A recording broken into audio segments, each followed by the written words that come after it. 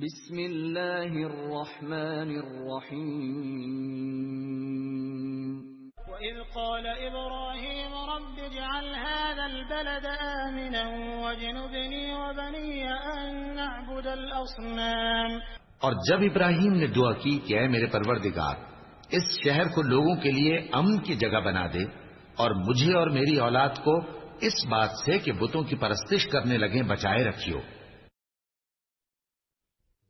الحمدللہ رب العالمین الرحمن الرحیم مالک یوم الدین ایاک نعبد و ایاک نستعین اهدنا الصراط المستقیم صراط الذین انعمت علیہم غیر المغضوب علیہم ولا الضالین آمین۔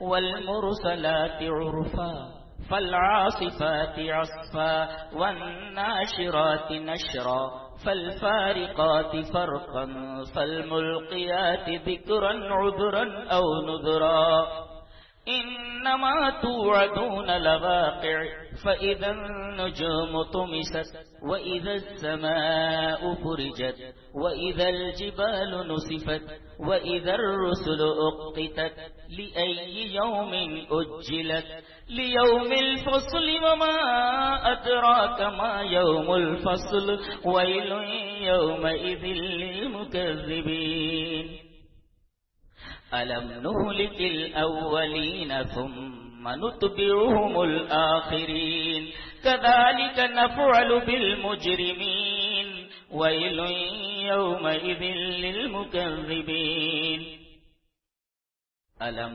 نخلقكم من ماء مهين فجعلناه في قرار مكين إلى قدر معلوم فقدرنا فنعم القادرون ويل يومئذ للمكذبين ألم نجعل الأرض كفاتا أحياء وأمواتا وجعلنا فيها رواسي شامخات واسقيناكم ماء فراتا ويل يومئذ للمكذبين انطلقوا إلى ما كنتم به تكذبون انطلقوا إلى ظل ذي 3 شعب لا ظليل ولا يغني من اللهب إنها ترمي بشرر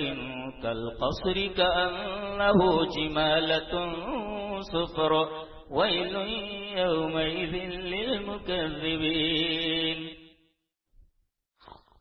هذا يوم لا ينطقون ولا يؤذن لهم فيعتذرون ويل يومئذ للمكذبين هذا يوم الفصل جمعناكم والأولين فإن كان لكم كيد فكيدون ويل يومئذ للمكذبين إن المتقين في ظلال وعيون وفواكه مما يشتهون كلوا واشربوا هنيئا بما كنتم تعملون إنا كذلك نجزي المحسنين ويل يومئذ للمكذبين كلوا وتمتعوا قليلا إنكم مجرمون ويل يومئذ للمكذبين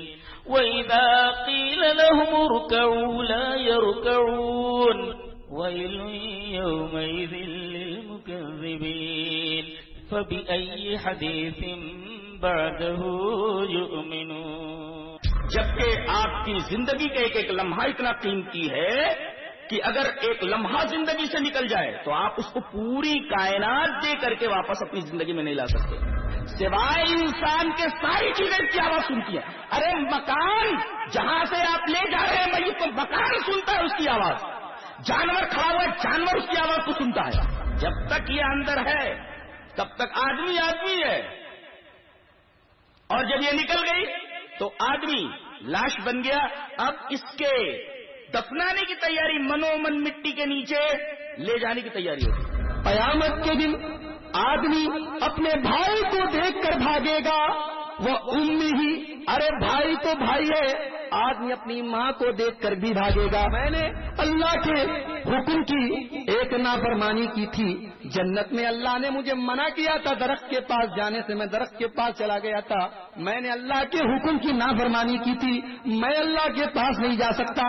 نفسی نفسی نفسی. انصاف کا ترازو جب رکھا جائے گا تب کوئی کسی کے کام نہیں آئے گا.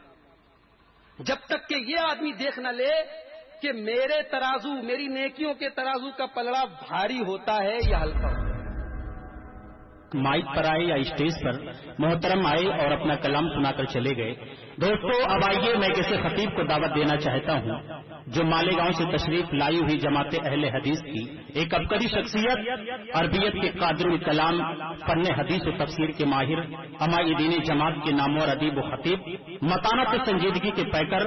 میری مراد ماہر لسانیات مولانا جلال الدین صاحب قاسمی سے ہے. میں مولانا سے گزارش کروں گا کہ وہ تشریف لائیں اور اپنی موضوع کے تحت خطاب فرمائیں. مولانا کا موضوع ہے احوال قبر. مولانا تشریف لائیں اور خطاب فرمائیں.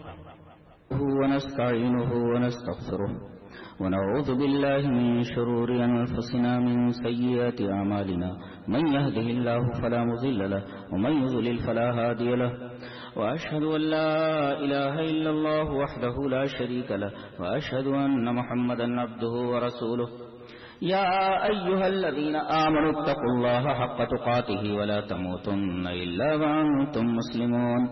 يا أيها الناس اتقوا ربكم الذي خلقكم من نفس واحدة وخلق منها زوجها وبث منهما رجالا كثيرا ونساء واتقوا الله الذي تساءلون به والأرحام إن الله كان عليكم رقيبا. يا أيها الذين آمنوا اتقوا الله وقولوا قولا سديدا يصلح لكم أعمالكم ويغفر لكم ذنوبكم ومن يطع الله ورسوله فقد فاز فوزا عظيما. أما بعد فإن خير الحديث كتاب الله وخير الهدي هدي محمد صلى الله عليه وسلم وشر الأمور محدثاتها وكل محدثة بدعة وكل بدعة ضلالة الضلالة في النار. أعوذ بالله من الشيطان الرجيم. بسم الله الرحمن الرحيم. كل نفس ذائقة الموت. حضرات علماء کرام، محترم بزرگوں، نوجوان بھائیوں، پیارے بچوں، پردہ نشین ماں اور بہنوں،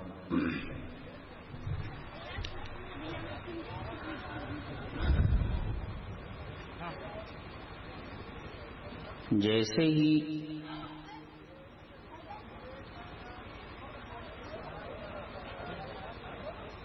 آدمی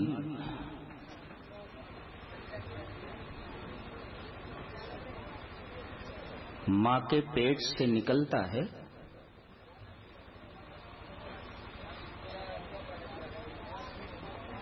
اس کا ایک عجیب و غریب سفر شروع ہو جاتا ہے.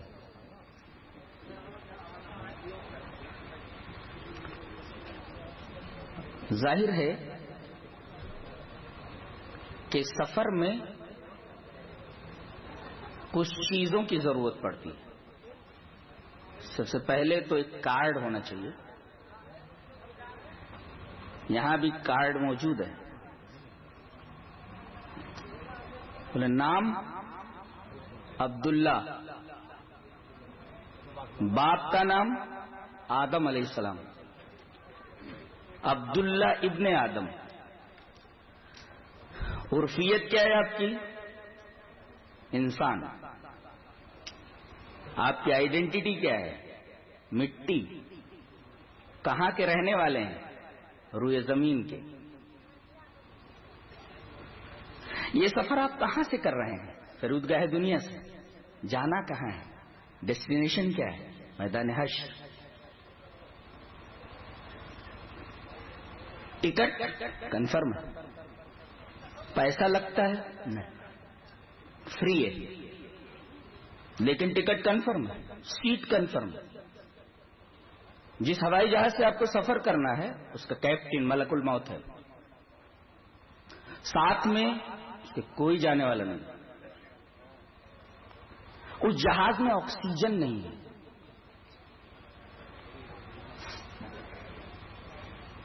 اور لگیج کے نام پر 4-5 گز کپڑا اور کچھ روئی لے جانے کی اجازت، بقیہ کچھ بھی لے جانے کی اجازت نہیں۔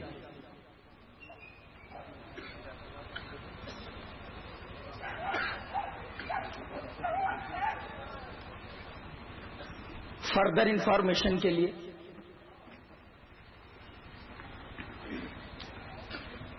آپ کو کیا کیا لگتا ہے، کیا کیا ضروری ہے، اس کے لیے کتاب اللہ اور سنت رسول سے رجوع کیجیے۔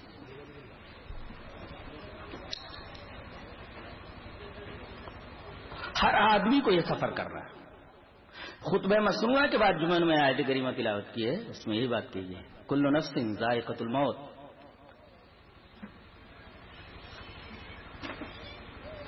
دیکھو ڈسٹرب مت کرو، چپ چاپ بیٹھے رہو، ایک دم چپ چاپ بیٹھو، میری طرف بتاؤ، جتنا سنجیدہ عنوان ہے آپ اتنے سنجیدہ ہو جاؤ۔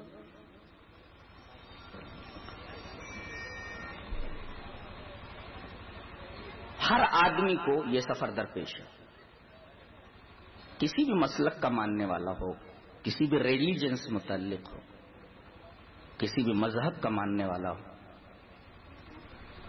بچہ ہو، جوان ہو، بوڑھا ہو، عورت ہو، مرد ہو، ہر ایک کو یہ سفر درپیش ہے، کوئی بچنے والا نہیں ہے۔ یہ کلیہ بتا دیا گیا، کل نفس ذائقۃ الموت، ہر ایک کو یہ سفر طے کرنا۔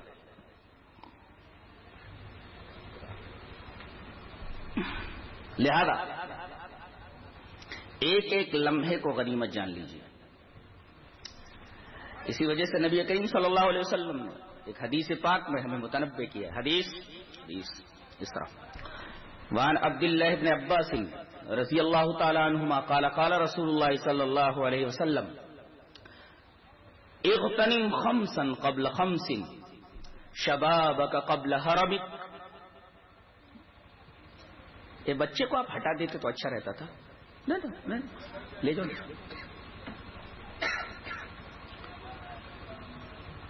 عن عبد اللہ بن عباس رضی اللہ تعالی عنہما قال قال رسول اللہ صلی اللہ علیہ وسلم اغتنم خمسا قبل خمس شبابک قبل حرمک وصحتک قبل سقمک وغناءک قبل فقرک وفراغک قبل شغلک وحیاتک قبل موتک۔ رواہ الحاکم فی المستدرک فی کتاب الرقاق۔ حضرت امام حاکم رحمہ اللہ اپنی حدیث کی کتاب مستدرک علی الصحیحین میں کتاب الرقاق کے اندر اس روایت کو لائے ہیں، اور راوی جیسا کہ معلوم ہوا حضرت عبداللہ ابن عباس ہیں۔ حضرت عبداللہ ابن عباس فرماتے ہیں کہ رسول اللہ صلی اللہ علیہ وسلم نے ارشاد فرمایا، 5 چیزوں کو 5 چیزوں سے پہلے غنیمت سمجھو۔ غنیمت سمجھے کس کو بولتے ہیں؟ جب مسلمان کفار سے لڑتے تھے اور جب ان کو شکست ہو جاتی تھی تو جو مال پڑا رہتا تھا، لوگ اس پڑے ہوئے مال کو جو جگہ جگہ میدان جنگ میں بکھرا ہوا ہوتا تھا اس کو لینے کے لیے لوگ دوڑ پڑتے، میں جلدی سے اٹھا لوں، میں جلدی سے اٹھا لوں، میں جلدی سے اٹھا لوں۔ اس کو کہتے مال غنیمت، یہ لفظ استعمال کیا گیا۔ اغتنم، غنیمت سمجھ لو، جلدی جلدی بغیر ایک لمحہ ضائع کیے جمع کر لو، غنیمت سمجھ لو۔ 5 چیزوں کو 5 چیزوں سے پہلے، ایک تو اپنی جوانی کو اپنے بڑھاپے سے پہلے، اس لیے کہ جوانی میں جو نیکیاں تم کر لو گے وہ بڑھاپے میں نہیں کر پاؤ گے، بڑھاپے کا انتظار مت کرو، غنیمت جان لو، جوانی کے ایک ایک لمحے کو کام میں لے آؤ۔ دوسری چیز وصحتک قبل سقمک، اور اپنی صحت کو غنیمت سمجھ لو بیماری سے پہلے۔ اس لیے کہ حالت صحت میں جو نیکیاں تم کر سکتے ہو وہ بیماری میں نہیں کر سکتے.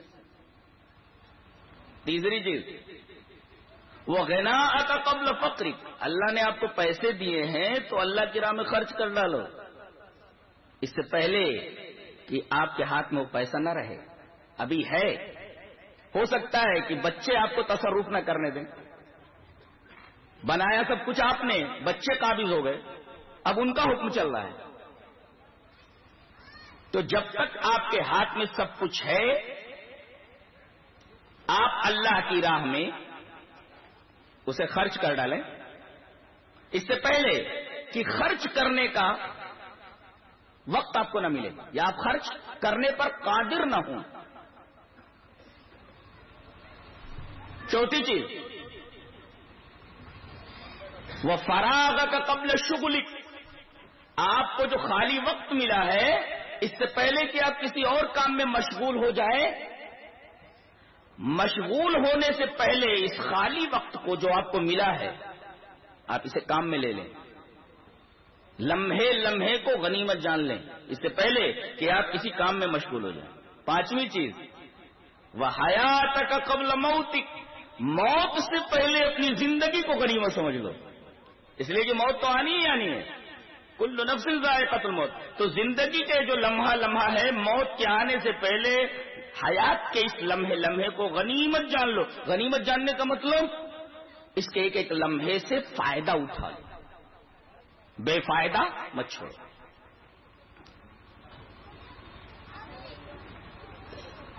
یہ حدیث بڑی عجیب و غریب ہے اور ہمیں تنبیہ کرتی ہے کہ ہم زندگی کے کسی لمحے کو ضائع نہ کریں، کام میں لے لیں.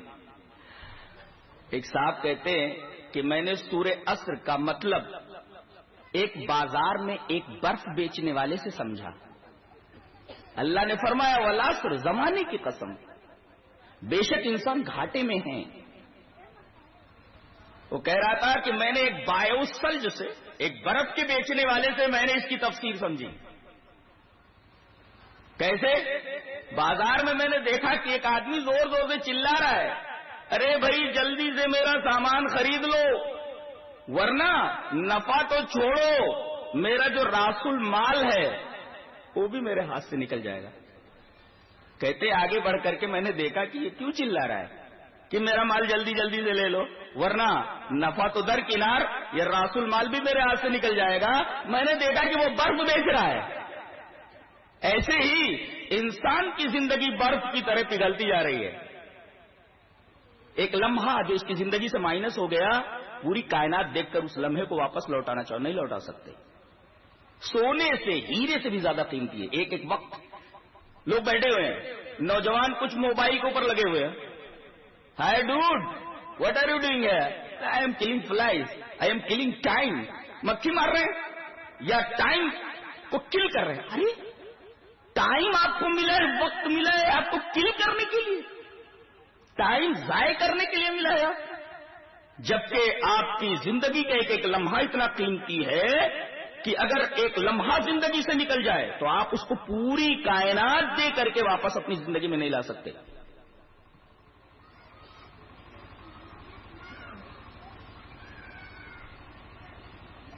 تو زندگی پگھلتی جا رہی ہے. جلدی سے اس کو کام میں لا کر کے اپنی اس زندگی کو موت سے پہلے کارآمد بنا لو. اتنی بات سمجھ میں آ گئی تو اب آگے بڑھتے ہیں. انسان دو چیزوں کا مرکب ہے، دو چیزوں سے مل کر بنا ہے، ایک جسم اور ایک روح. اور آپ کو یہ بتا دوں کہ روح پہلے ہے جسم بعد میں ہے. اللہ تعالیٰ نے پہلے روحوں کو بنایا ہے اور ہر روح کے اوپر نمبر لگا ہوا ہے کہ یہ روح کس بدن میں جائے گی اور اس آدمی کا نام کیا ہوگا. تو روحیں اللہ نے پہلے بنا لی ہیں. دلیل یہ حدیث پاک وان عبداللہ بن مسعود رضی اللہ تعالی عنہ قال حدثنا عبداللہ بن مسعود رضی اللہ تعالی عنہ حدثنا رسول اللہ صلی اللہ علیہ وسلم وهو الصادق المصدوق ان احدکم یجمع فی بطن امہ 40 یوما ثم يكون علقة مثل ذلك ثم يكون مضغة مثل ذلك ثم يبعث الله إليه ملكا ب4 كلمات فيكتب عمله وأجله ورزقه وشقي وسعيد ثم ينفخ فيه الروح فإن الرجل ليعمل بعمل أهل النار حتى ما يكون بينه وبينها إلا ذراع فيسبق عليه الكتاب فيعمل عمل أهل الجنة فيدخل الجنة وإن الرجل ليعمل بعمل أهل الجنة حتى ما يكون بينه وبينها إلا ذراع فيسبق عليه الكتاب فيعمل بعمل أهل النار فیدخل النار رواہ البخاری فی کتاب احادیث الانبیاء. حضرت امام بخاری اس پوری روایت کو جو ایک صفحے کے اوپر تھی کتاب الانبیاء کے اندر لایا، میں نے پڑھ دیا. راوی حضرت عبداللہ بن مسعود ہے. بہت پیاری بات، بہت غور سے سنو. نبی اکرم صلی اللہ علیہ وسلم نے ارشاد فرمایا کہ جب باپ کی پشت سے چل کر نطفہ ماں کے رحم میں جاتا ہے تو 40 دن تک نطفہ ہی رہتا ہے، ایسے ہی رہتا ہے. پھر 40 دن جمع ہوا خون ہو جاتا ہے، پھر 40 دن گوشت بن جاتا ہے. یہ اسٹیپس ہیں. پھر اللہ تبارک و تعالیٰ اس کے پاس ایک فرشتوں کو بھیجتا ہے کہ 4 چیزیں لکھ لو. تو کیا چیزیں لکھ لی جاتی ہیں؟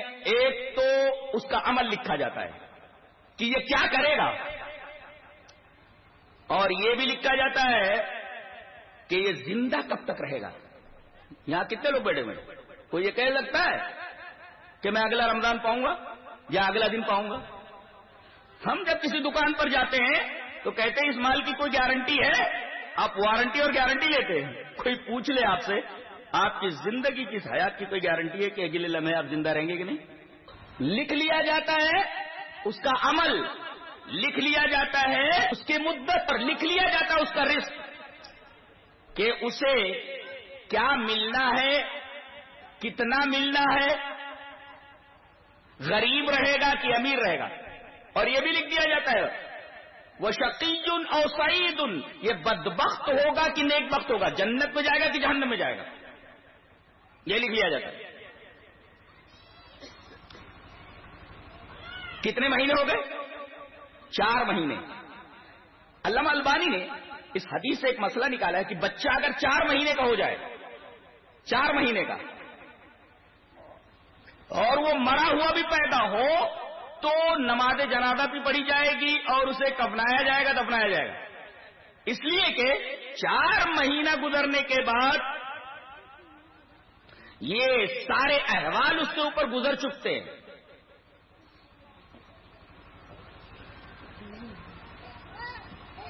اس کے بعد ارشاد فرمایا گیا کہ ایک آدمی جہنمیوں کے عمل کرتا رہتا ہے یہاں تک کہ اس کے اور جہنم کے درمیان صرف ایک ہاتھ رہ جاتا ہے کہ وہ آدمی جنتیوں کے عمل کرنے لگتا ہے اور وہ جنت میں داخل ہو جاتا ہے. اور ایک آدمی جنتیوں کے عمل کرتا رہتا ہے یہاں تک کہ اس کے اور جنت کے درمیان بس ایک ہاتھ کا فاصلہ رہ جاتا ہے اور وہ جہنمیوں کے عمل کرنے لگتا ہے یہاں تک کہ جہنم میں داخل ہو جاتا ہے. اس حدیث سے ایک بات یہ معلوم ہوئی کہ اللہ تبارک و تعالی ماں کے پیٹ میں، ماں کے رحم کے اندر انسان کو پہلے بناتا ہے، روح بعد میں پھونکی جاتی ہے. روح پہلے اللہ نے بنا دی ہے اور یہ روح اس خاص بدن کے اندر بعد میں داخل ہوتی ہے. اچھا، روح پہلے بنا دی جاتی ہے، کہاں رہتی ہے وہ اللہ بہتر جانے، لیکن کس شکل میں رہتی ہے وہ بتا دی گئی ہے. حدیث اس طرح وعن ابی ہریرہ رضی اللہ تعالی عنہ ان رسول اللہ صلی اللہ علیہ وسلم قال الارواح جنود مجندہ فما تعارف منها ائتلف وما تناکر منها اختلف. رواہ مسلم فی کتاب البر والصلۃ والآداب. امام مسلم رحمۃ اللہ علیہ اس حدیث پاک کو ایسے ہی کتاب البر کے اندر لائے.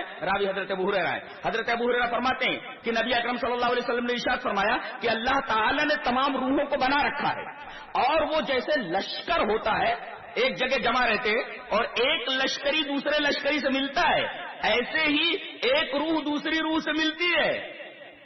عالم ارواح میں ایک عالم ہے جہاں روحوں کو اس طرح رکھا گیا ہے کہ جیسے ایک لشکر پڑاؤ ڈالے ہوئے ہو، ایک فوجی دوسرے فوجی سے ملتا ہے، تو اگر وہاں ایک روح کو دوسری روح سے اگر کوئی محبت ہو گئی تو جسم ملنے کے بعد بھی وہ محبت قائم رہتی ہے، اور اگر وہاں روحوں کے درمیان ایک روح کو کسی روح سے نفرت ہو گئی تو وہ پیدا ہونے کے بعد بھی، روح کے جسم میں آ جانے کے بعد بھی آدمی ہوش و حواس میں رہے اور بڑا ہو جائے، جوان ہو جائے تو وہ نفرت قائم رہتی ہے۔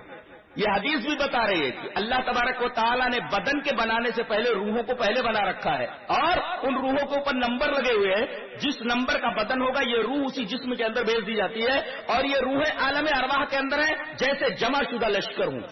تو یہ بات بھی ثابت ہو گئی کہ روحیں پہلے ہیں اور اجسام بعد میں بنائے جاتے ہیں، عالم ارواح پہلے۔ اور اسی کو اللہ تبارک و تعالیٰ نے موت کہا ہے، کس کو؟ جب تک روحیں جسم نہیں پاتی تب تک وہ حالت موت میں ہیں۔ آئیے وہ آیت کریمہ پڑھتے ہیں۔ اللہ تبارک و تعالیٰ نے یہاں دو موتیں اور دو زندگیاں بیان فرمائی ہیں۔ کیسے؟ کیف تکفرون باللہ وکنتم امواتا فاحیاکم ثم یمیتکم ثم یحییکم ثم الیہ ترجعون۔ یہاں 4 مرحلے بتائے گئے ہیں۔ ایک تو موت کا، یہ موت کا معاملہ جب تک روحیں صرف ہیں، ابھی انہیں بدن نہیں ملا تو یہ حالت موت کی ہے۔ اچھا، پھر کیف تکفرون باللہ وکنتم امواتا فاحیاکم، پھر اللہ نے تمہیں زندگی دی، یعنی ان روحوں نے اپنا جسم پا لیا ہے، اب یہ زندگی مل گئی ان کو۔ تو جب تک روحوں نے جسم نہیں پایا ہے، صرف روحیں ہیں، تب تک وہ حالت موت میں ہیں، اور جیسے ہی روحوں کو بدن ملا یہ زندگی کی حالت ہے۔ فاحیاکم، پھر اس کے بعد روح کو بدن سے نکال لیا جاتا ہے، ثم یمیتکم، پھر مر جاتا ہے، یہ دوسری موت ہے۔ ثم یحییکم، پھر اللہ تبارک و تعالیٰ اس روح کو بدن کے اندر ڈال دے گا، یہ چوتھا مرحلہ ہے۔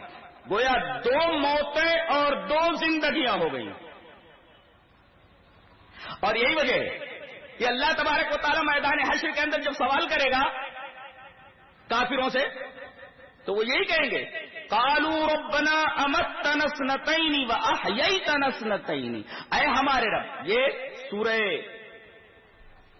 مومن کی آیت ہے کہ اے ہمارے رب تو نے ہمیں 2 زندگیاں دی اور 2 موتیں دی، فاعترفنا بذنوبنا، ہمیں اپنے گناہوں کا اعتراف ہے، فہل الی خروج من سبیل، تو اب کیا اس سے بچنے کا اور یہاں سے نکلنے کا کوئی راستہ ہے؟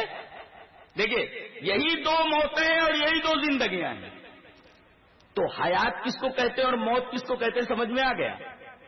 جب تک روح بدن سے نہ ملے حالت موت ہے، روح بدن سے مل جائے، کلی طور پر متصل ہو جائے تو یہ زندگی کی حالت ہے۔ اچھا، کلی طور پر بدن سے نکل جائے یہ موت کی حالت ہے۔ اب اگر کوئی ایسی حالت ہو کہ پوری طرح روح بدن سے نہ نکلے تو اسے نہ زندگی کہہ سکتے ہیں نہ اسے موت کہہ سکتے ہیں، جی، جیسے خواب کی حالت ہے، آدمی نہ زندہ رہتا ہے اور نہ مرا ہوا رہتا ہے، یہ بیچ بیچ کی حالت ہے۔ یہ جو پلین جا رہا ہے میدان حشر کی طرف جس کے کیپٹن ملک الموت ہیں، یہ بیچ میں کہیں ہالٹ کرتا ہے، جی ہاں، تھوڑی دیر کے لیے ہالٹ کرتا ہے۔ یہ جہاں تھوڑی دیر کے لیے ہالٹ کرتا ہے اسی کا نام عالم برزخ ہے، اسی کو ہم قبر بولتے ہیں، تھوڑی دیر کے لیے ہالٹ کرتا ہے، یہاں رکتا ہے تھوڑی دیر کے لیے۔ یہ جہاز جو اڑا پھر اٹھ گئے دنیا سے، حشر کے میدان تک پہنچنے سے پہلے تھوڑی دیر یہاں ہالٹ لیتا ہے، ہالٹ لیتا ہے، قرآن سے ثابت ہے، جی ہاں قرآن سے ثابت ہے۔ اس ہالٹ کو، اس اسٹاپ کو قرآن میں بتایا گیا ہے، وَمِن وَرَائِهِمْ بَرْزَخٌ إِلَى يَوْمِ يُبْعَثُونَ، ان کے پیچھے برزخ ہے ان کے اٹھائے جانے تک۔ اس کا مطلب یہ ہوا کہ یہ برزخ، اس کا ایک سرا دنیا سے ملا ہوا ہے اور ایک سرا آخرت سے ملا ہوا ہے، اور یہ حالت بالکل ویسے ہی ہے جیسے نیند کی حالت ہوتی ہے، نہ یہاں پوری زندگی ہے نہ یہاں پوری موت، اور یہاں کی جو کیفیت ہے زندگی کی، بالکل وہی کیفیت ہے جو آدمی کی سوتے وقت ہوتی ہے. اسی وجہ سے اللہ تبارک و تعالیٰ نے موت کو نیند کو موت کی بہن کہا ہے. اور عجیب بات ہے، 3 آدمی ہیں ایک کمرے کے اندر، ایک بیٹھا ہوا ہے، 2 آدمی سو رہے ہیں. ایک سوتے میں خواب دیکھ رہا ہے کہ میں اچھے اچھے کھانے کھا رہا ہوں، اور ایک خواب میں دیکھ رہا ہے کہ میرے اوپر مار پڑ رہی ہے، میں پٹ رہا ہوں. اور ایک آدمی جاگ رہا ہے. اب بتائیے، یہ جو آدمی خواب میں اچھے اچھے کھانے کھا رہا ہے، کیا اس کا احساس کچھ جاگنے والے آدمی کو ہو سکتا ہے؟ خطر نہیں، تو سامنے لیٹا ہوا ہے، لیکن وہ اچھے اچھے کھانے کھا رہا ہے اور اس کا اثر بدن کے اوپر پڑ بھی رہا ہے. اس کے چہرے کے ہاؤ بھاؤ سے معلوم ہوتا ہے سوتے ہوئے کہ یہ آدمی نیند میں کچھ اچھی چیزیں دیکھ رہا ہے. ایک آدمی ہے پٹ رہا ہے، وہ خواب میں دیکھ رہا ہے لوگ مجھے مار رہے ہیں، یا ہاتھی دوڑا رہا ہے یا سانپ دوڑا رہا ہے، وہ ڈرا ہوا ہے اور اس کے ڈر کے آثار اس کے بدن کے اوپر رہتے ہیں. لیکن اس جاگنے والے آدمی کو ان دونوں کی کیفیت سے آگاہی نہیں ہوتی. نہ اچھا کھانا جو کھا رہا ہے نیند میں اس کو، وہ آدمی جو پٹ رہا ہے، ان دونوں کو ایک دوسرے کی کیفیت سے آگاہی نہیں ہوتی. اب کوئی یہ سوال کرے کہ قبر میں عذاب کیسے ہوتا ہے، تو اس کا جواب ہمیں مل گیا کہ لاش تو سامنے رکھی ہوئی ہے، لیکن اس کے اوپر عذاب اور ثواب مرتب ہو رہا ہے. اگرچہ ہم جو زندہ ہیں محسوس نہیں کر پا رہے ہیں، لیکن یہ دونوں محسوس کر رہے ہیں. فرعون کی لاش کیریوں کے میوزیم میں رکھی ہوئی ہے، عذاب سے 2-4 ہے. وہ ہمارے سامنے لاش ہے لیکن وہ عذاب سے 2-4 ہے، اگرچہ ہم اس کی کیفیت کو نہیں سمجھ پا رہے ہیں. اس طرح جیسے کہ ہمارے سامنے ایک آدمی سو رہا ہے، ایک دوسرا آدمی بھی سو رہا ہے. سوتے وقت ایک آدمی دیکھتا ہے کہ میں اچھے اچھے کھانے کھا رہا ہوں، اور ایک آدمی دیکھ رہا ہے کہ میں پٹ رہا ہوں. تو بات سمجھ میں آئی کہ اصلی جو زندگیاں ہیں وہ 2 ہی ہیں. جس میں روح کا کلی طور پر اتصال ہوتا ہے وہ حقیقی زندگی ہے، اور کلی طور پر اگر بدن سے نکال لی جائے تو وہ حالت موت کی ہے. لیکن برزخ کی زندگی نہ موت کی ہے اور نہ زندگی کی ہے، بالکل بین کی ایک کیفیت ہوتی ہے جس کا شعور ہمیں نہیں ہے، اور کہہ دیا گیا کہ تم اس کا شعور نہیں کر سکتے. اب اتنا ہی سمجھو جتنا کہ تمہیں سمجھا دیا گیا ہے، اتنا ہی سمجھو جتنا کہ تمہیں سمجھا دیا گیا، اس سے آگے سمجھنے کی کوشش نہ کرو. عجیب بات تو یہ ہے کہ ایک آدمی ابھی قبر میں گیا نہیں اور وہ بول رہا ہے وہ. دلیل یہ حدیث پاک وعن سعید المقبری عن ابیہ انه سمع ابا سعید الخدری ان رسول اللہ صلی اللہ علیہ وسلم قال اذا اذیت الجنازة واحتملها الرجال على اعناقهم فإن كانت صالحة قالت قدموني وإن كانت غير صالحة قالت يا ويلها أين يذهبون بها يسمع صوتها كل شيء إلا الإنسان ولو سمعه لصيق. رواه البخاری في کتاب الجنائز. حضرت امام بخاری پوری حدیث کو ایسے ہی بخاری شریف کتاب الجنائز کے اندر لائے ہیں. کہتے ہیں کہ جب جنازہ رکھ دیا جاتا ہے، دیکھو آدمی مر گیا، جنازہ رکھ دیا گیا ہے، نہلا دھلا کر کے اسے کھاٹ پہ رکھ دیا گیا ہے. اب واحتملها الرجال على اعناقهم، اور لوگوں نے کھاٹ کو، اس جنازے کو میت سمیت اپنے کاندھوں کے اوپر اٹھا لیا. واحتملها الرجال على اعناقهم، اس جنازے کو جو نہلا دھلا کر کے کفن پہنا کر کے جو رکھ دیا گیا ہے کھاٹ کے اوپر، اس کھاٹ کو لوگوں نے اپنے کندھوں پر اٹھا لیا ہے. على اعناقهم، اب لے کر چل رہے ہیں. فَإِنْ كَانَتْ صَالِحَةً، اگر یہ مرنے والا آدمی نیک ہے تو قالت، تو بولتا ہے، کیا بولتا؟ قدمونی، ارے مجھے جلدی جلدی لے چلو، میری نعمتیں میرا انتظار کر رہی ہیں. ایک بات معلوم ہوئی کہ مرنے والے کو اپنا انجام معلوم ہے. اگر نیک ہے تو یہ سمجھ جاتا ہے کہ میرے لیے نعمتیں تیار ہے، تبھی تو کہتا ہے فَإِنْ كَانَتْ صَالِحَةً قَالَتْ قَدِّمُونِي، ارے مجھے جلدی سے یہاں سے لے چلو، نعمتیں میرا انتظار کرے، جلدی کیوں مچا رہا ہے؟ اس کا مطلب ہے اسے انجام معلوم ہے کہ وہاں نعمتیں ہیں میرے منتظر. اچھا وَإِنْ كَانَتْ غَيْرَ صَالِحَةٍ، اگر وہ نیک نہیں ہے، برا آدمی ہے، تو کہتے یا وَيْلَهَا أَيْنَ يَذْهَبُونَ بِهَا، ہائے مجھے کہاں لے جا رہے؟ اس لیے کہ اس کو انجام اپنا معلوم ہے کہ بڑی مار پڑنے والی ہے وہاں. أَيْنَ يَذْهَبُونَ بِهَا، ہائے افسوس، ہائے میری تباہی، ہائے میری تباہی بول رہا ہے، یعنی میں تباہ ہو گیا ہوں، ہائے میری یا وَيْلَهَا، ہائے میری تباہی، أَيْنَ يَذْهَبُونَ بِهَا، ہائے مجھے کہاں لے جا رہے ہو؟ اور یہ ایسے نہیں بول رہا ہے بلکہ اس کی آوازیں سنی جا رہی ہیں. یہ جو بول رہا ہے کون سن رہا ہے؟ یسمع صوتها کل شیء الا الانسان، سوائے انسان کے ساری چیزیں اس کی آواز سنتی ہیں.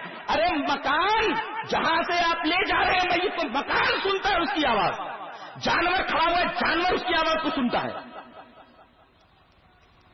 ساری چیزیں اس کی آواز کو سنتی ہیں. انسان کیوں نہیں سنتا؟ وَلَوْ سَمِعَهُ لَصَعِقَ، اگر سن لے تو مر جائے. صحیح مانے بے ہوش ہو جائے، بے ہوش ہو کر مر جائے.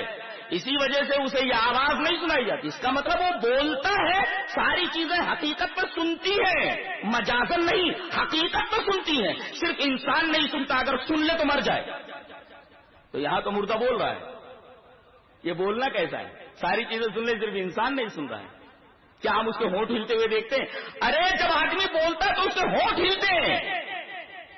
اور بولنے کے لیے زندگی چاہیے، بغیر زندگی کے آدمی بولے گا کیسے؟ دیکھو اس کے اندر ایک زندگی ہے، اور بغیر ہونٹ ہلے وہ بول رہا ہے اور اس کی آواز سنی جا رہی ہے. صرف انسان نہیں سن پا رہا ہے، بقیہ سب سن رہے ہیں. اس کا مطلب وہ زندگی سے متصف ہے، بغیر ہونٹ ہلائے بول رہا ہے. یہاں آدمی جب بولتا ہے تو ہونٹ ہلتے ہیں، لیکن وہاں وہ بول رہا ہے ہونٹ نہیں ہلنے، جبکہ اس کی آواز سنی جا رہی ہے. پتہ یہ چلا کہ وہ ایک زندگی ہے. بتائیے زندگی کو ہم کیسے سمجھیں؟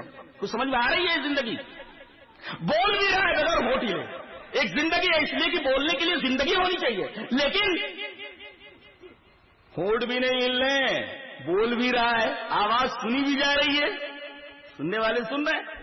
یہ کیسی زندگی ہے؟ پتہ چلا زندگی ہے، لیکن اس زندگی کا شعور تمہیں نہیں دیا گیا ہے. یہ دوسرا عالم ہے. مرا آدمی ایک دوسرے عالم میں پہنچ گیا.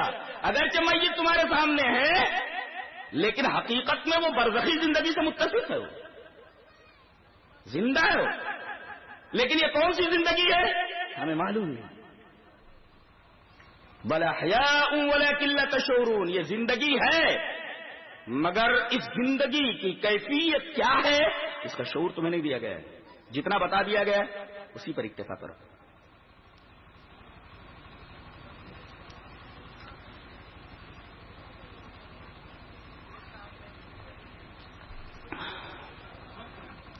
اور یہ جاتا کدھر ہے؟ بہت غور سے سنو.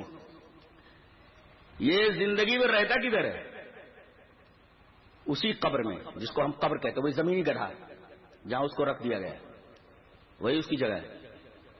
جی وہی اس کی جگہ ہے، وہیں رہتا ہو. بعض لوگ کہتے ہیں ایک برزخی قبر ہے. یہ منہج سلف کے خلاف عقیدہ ہے.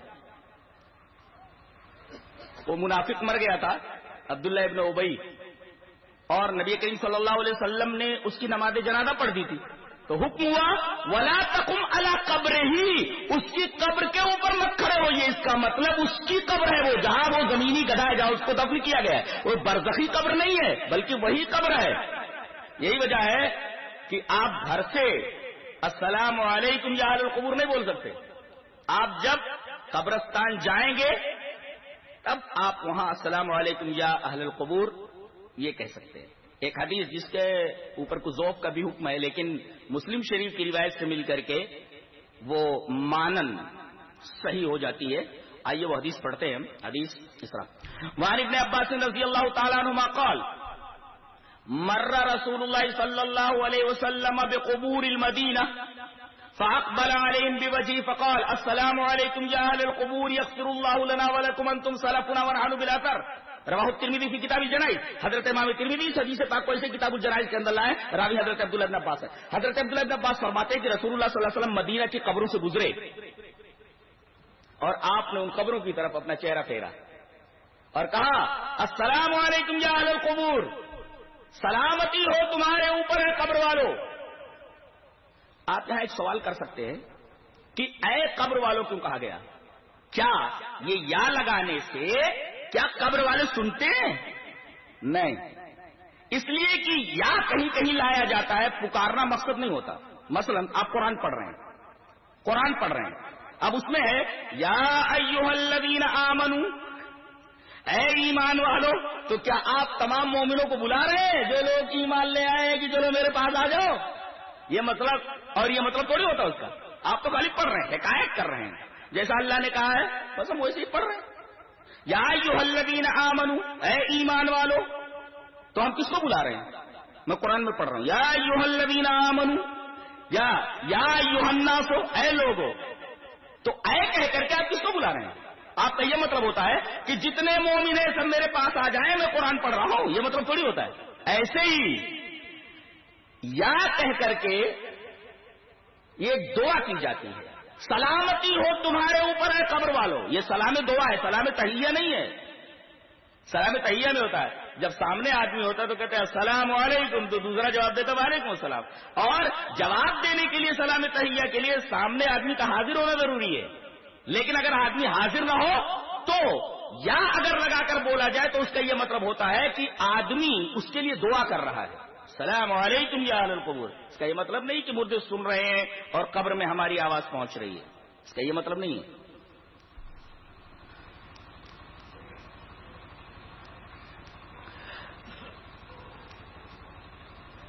روح نکال لی گئی.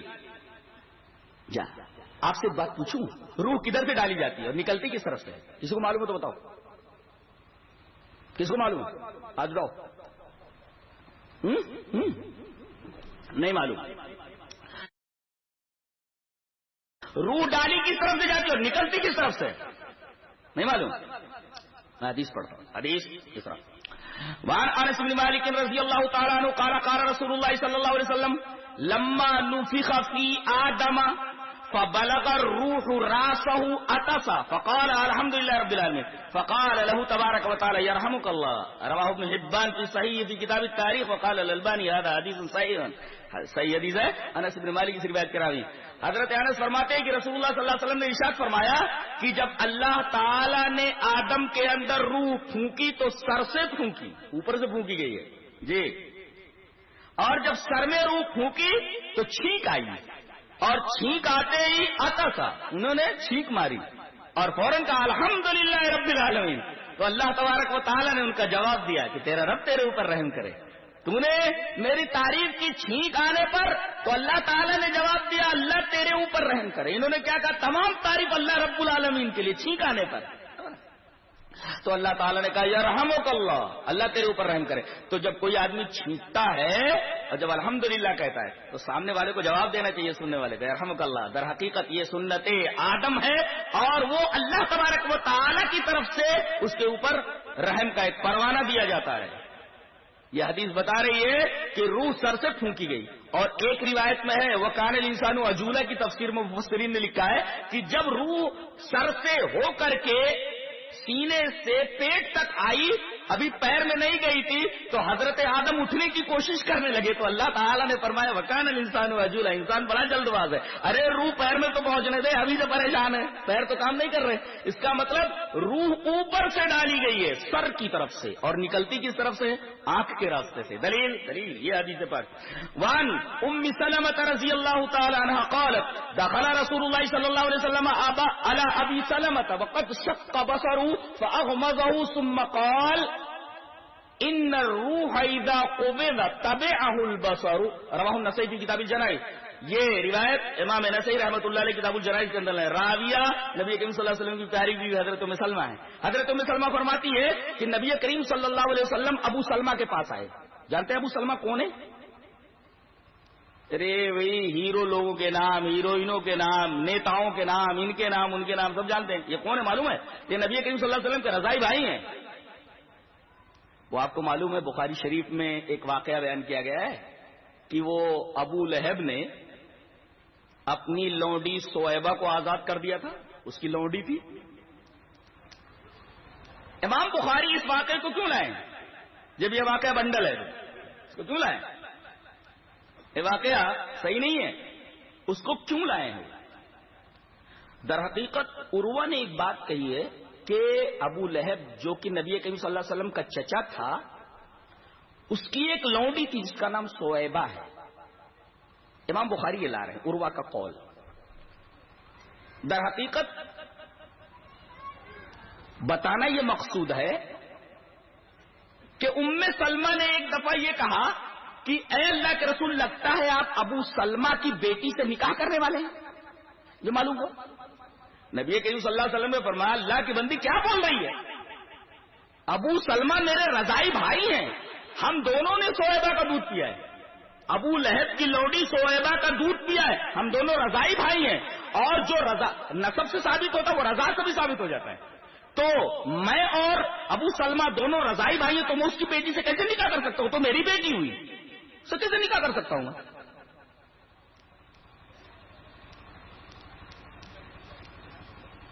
تو یہ وہی ابو سلمہ ہے. نبی کریم صلی اللہ علیہ وسلم کی زندگی میں ان کا انتقال ہو گیا تھا.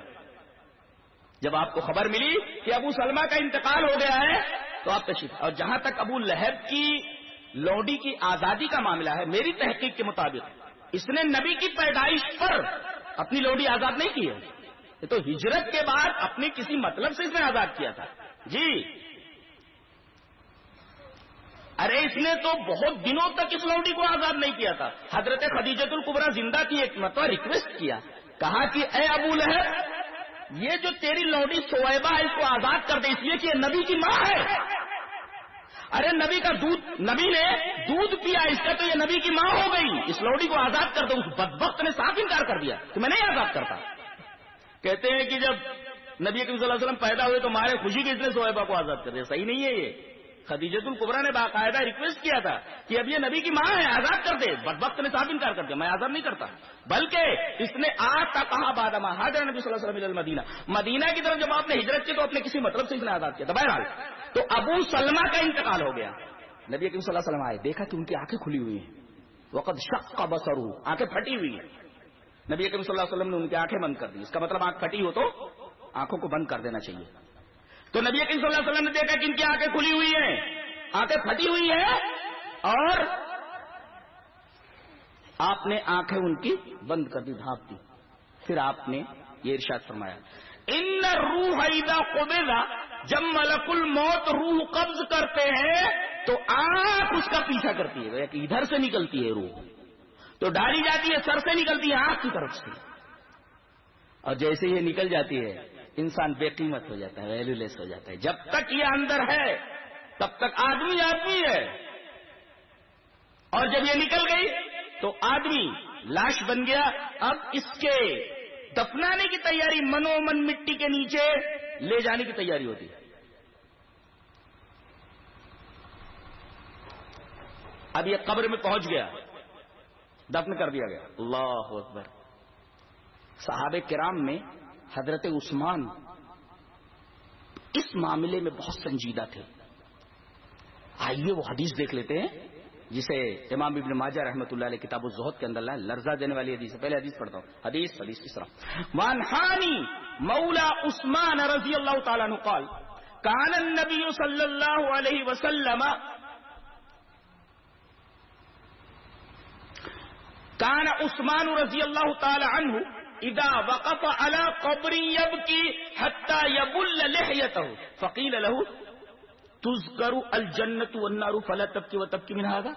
قال ان رسول الله صلى الله عليه وسلم قال ان القبر اول منازل الاخره فان نجا منه فما بعده ايسر وان لم ينج منه فما بعده اشد منه. قال وقال رسول الله صلى الله عليه وسلم ما رأيت منظرا قط الا والقبر افظع منه. رواه ابن ماجہ في کتاب الزہد. حضرت امام ابن ماجہ اس حدیث پاک ایسے کتاب الزہد کے اندر لائے. راوی حضرت حانی ہے جو حضرت عثمان غنی رضی اللہ تعالیٰ عنہ کا آزاد کرتا غلام ہے.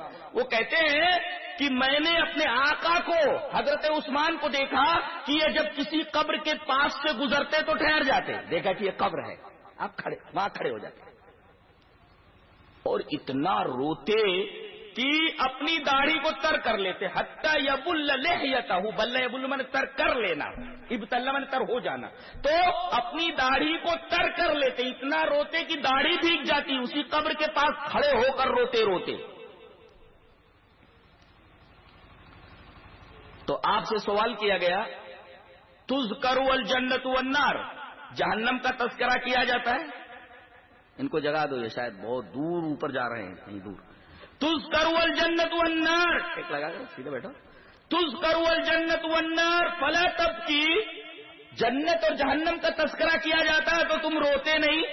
وہ تبکی من ھذا، قبر دیکھ لیتے ہو تو رونے لگتے ہو، اور اتنا روتے ہو کہ بے حال ہو جاتے ہو، کیا بات ہے؟ قال، تو حضرت عثمان غنی نے فرمایا ان رسول اللہ صلی اللہ علیہ وسلم قال، رسول اللہ صلی اللہ علیہ وسلم نے یہ ارشاد فرمایا ہے کہ ان القبر اول منازل الاخرہ، کہ قبر یہ آخرت کے اسٹاپس میں سے، آخرت کے منازل میں سے، منزلوں میں سے پہلی منزل ہے. فَإِن نَجَا مِنْهُ، یہاں جو نجات پا گیا، فَمَا بَعْدَهُ أَيْسَرُ، تو اس کے بعد جتنے مرحلے سب آسان گزریں گے. وَإِن لَّمْ يَنْجُ مِنْهُ، اگر اس مرحلے میں وہ ناکام ہو گیا، نجات نہیں پائی، فَمَا بَعْدَهُ أَشَدُّ مِنْهُ، تو پہلے سے زیادہ سخت مراحل اس کو درپیش ہونے والے ہیں، بہت برا معاملہ ہونے والا ہے اس کے ساتھ. اور اس کے بعد کہتے ہیں قال وقال رسول اللہ صلی اللہ علیہ وسلم، رسول اللہ صلی اللہ علیہ وسلم نے یہ بھی فرمایا کہ ما رأیت منظرا قط الا والقبر افظع منہ، کہ میں نے بہت سارے ہاریبل مناظر دیکھے ہیں، بہت ہی ڈراؤنے، دہشت ناک، لیکن تمام دہشت ناک سینس میں سے، تمام دہشت ناک مناظر میں سے سب سے دہشت ناک منظر قبر کا منظر ہے. اس سے زیادہ دہشت ناک منظر اور کوئی نہیں ہو سکتا. یہ نبی کریم صلی اللہ علیہ وسلم نے فرمایا. دنیا میں جتنے بھی مناظر ہوتے، کہیں ایکسیڈنٹ ہو جاتا ہے، آدمی کیسی حالت میں رہتا ہے، آدمی دیکھ کر کے ڈر جاتا ہے. بہت سارے ایسے خوفناک مناظر ہوتے، نبی کریم صلی اللہ علیہ وسلم نے فرمایا کہ سب سے زیادہ خوفناک منظر اگر کوئی ہے تو وہ موت کا منظر ہے، قبر کا منظر ہے. اس سے زیادہ خوفناک منظر اور کوئی نہیں. یہ حضرت عثمان غنی رضی اللہ تعالی عنہ کا معاملہ تھا. آئیے ان سے مروی ایک اور روایت جسے امام ابی داؤد کتاب الجنائز میں لائے ہیں وہ پڑھ دیتا ہوں. ان عثمان بن عفان رضی اللہ تعالی عنہ قال كان النبي صلی اللہ علیہ وسلم اذا فرغ من دفن المیت وقف علیہ فقال استغفروا لأخيكم وسلوا له التثبيت فإنه الآن يسأل. رواہ ابو داؤد کی کتاب الجنائز. حضرت عثمان بن عفان رضی اللہ تعالیٰ عنہ فرماتے ہیں کہ نبی کریم صلی اللہ علیہ وسلم جب کسی میت کو دفن کر کے فارغ ہو جاتے تو آپ وہاں ٹھہرتے، وقف علیہ، اس کے اوپر ٹھہر جاتے، اور جتنے یہ دفن میں شریک ہوئے ہیں میت کو دفن کرنے میں، اس کی تدفین میں، آپ فرماتے استغفروا لاخیکم، اپنے بھائی کے لیے مغفرت کی دعا کرو.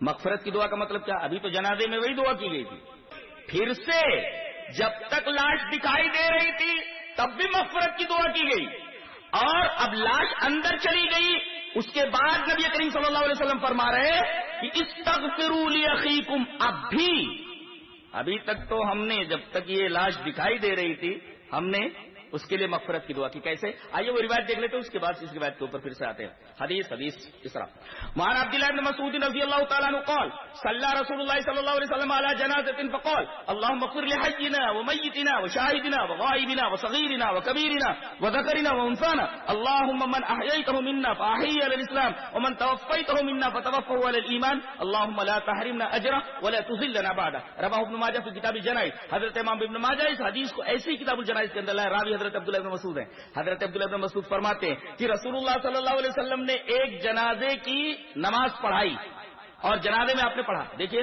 جنازہ 4 تکبیروں سے ہوتا ہے اور ایک طرف سلام سے. تکبیر تحریمہ، اس میں رکوع اور سجدہ نہیں ہوتا. تکبیر اللہ اکبر، یہ ایک تکبیر ہوئی. اس کے بعد الحمد شریف، اور اس کے ساتھ کوئی سورہ الحمدللہ رب العالمین قل هو اللہ احد ہو گیا. اللہ اکبر، یہ 2 تکبیریں ہوئی. اب اس کے بعد آپ کو درود شریف پڑھنا، اللہم صلی اللہم بارک، اللہ اکبر، یہ تیسری تکبیر ہوئی. اور اس کے بعد یہ دعا پڑھیں گے اللہم اغفر لحینا ومیتنا شاہد. اور اس کے بعد اللہ اکبر، یہ 4 تکبیر ہوئی. السلام علیکم ورحمۃ اللہ، جنازے کی نماز ہو گئی. اس میں رکوع اور سجدہ نہیں ہے، ایک طرف سلام کافی ہے.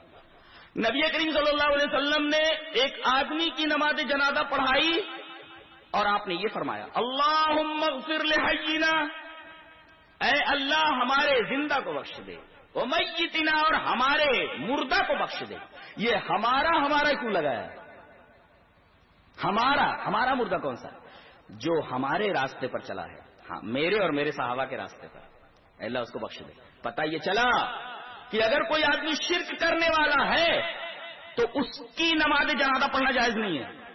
اللہ نے سورہ توبہ میں ارشاد فرمایا ما کان للنبی والذین آمنوا ان یستغفروا للمشرکین ولو کانوا اولی قربا، نبی کے لیے اور مومنین کے لیے، ما کان للنبی والذین آمنوا، نبی کے لیے بھی اور ایمان والوں کے لیے بھی یہ جائز نہیں، گنجائش نہیں۔ ماں کے بعد جب کانا آتا ہے تو یہ بتاتا ہے کہ اس میں کوئی گنجائش نہیں، کرنا وہی ہے جو آگے بتایا جا رہا ہے۔ اللہ نے فرمایا وما كان لمؤمن ولا مؤمنة اذا قضى الله ورسوله امرا ان يكون لهم الخيرة من امرهم، یہاں بھی ما کانا لایا گیا۔ اس کا مطلب یہ ہے کہ اللہ اور اس کے رسول فیصلہ کر دیں تو اختیار کی کوئی گنجائش ہی نہیں، اس طرح سے کوئی گنجائش نکلتی ہی نہیں۔ کہتے کوئی آپشن، نو آپشن، کوئی آپشن نہیں ہوتا۔ ماں کے بعد اگر کانا آ جائے تو وہ بتاتا ہے کہ کوئی گنجائش ہے، کوئی آپشن نہیں ہے۔ یہاں بھی بتائے گا ما کان للنبی، کوئی آپشن نہیں ہے، نہ نبی کے لیے اجازت ہے اور نہ ایمان والوں کے لیے، کسی مومن کے لیے، کہ وہ شرک کرنے والے کے لیے مغفرت کی دعا کرے۔ اور جنازے میں کیا کیا جاتا ہے؟ مغفرت ہی کی دعا ہوتی ہے، اللہ اس کو بخش دے، میت کو بخش دے۔ اس کا مطلب جو شرک کے اوپر مر جائے اس کی نماز جنازہ پڑھنا جائز نہیں ہے۔ اور اللہ اکبر، توحید والا اگر کتنا بھی گنہگار ہو مر گیا تو آپ اس کی نماز جنازہ پڑھ سکتے ہیں، اس کے لیے مغفرت کی دعا کر سکتے ہیں۔ یہاں تک کہ توحید کا تو عالم یہ ہے کہ اگر 40 آدمی وہ موحد ہوں، اللہ کے ساتھ شریک نہ کرتے ہو، اگر کسی کی نماز جنازہ پڑھ دے تو اللہ ان کی سفارش کو، یا مغفرت کی جو سفارش کو قبول کر لیتا ہے۔ دلیل یہ حدیث پاک ہماری ابن عباس رضی اللہ تعالیٰ عنہما قال سمعت النبی صلی اللہ علیہ وسلم یقول ما من مسلم يموت فيقوم على جنازته 40 رجلا لا يشركون بالله شيئا الا شفعوا فيه، رواه ابو داؤد في کتاب الجنائز۔ حضرت امام ابی داؤد اس حدیث پاک کو کتاب الجنائز کے اندر لائے،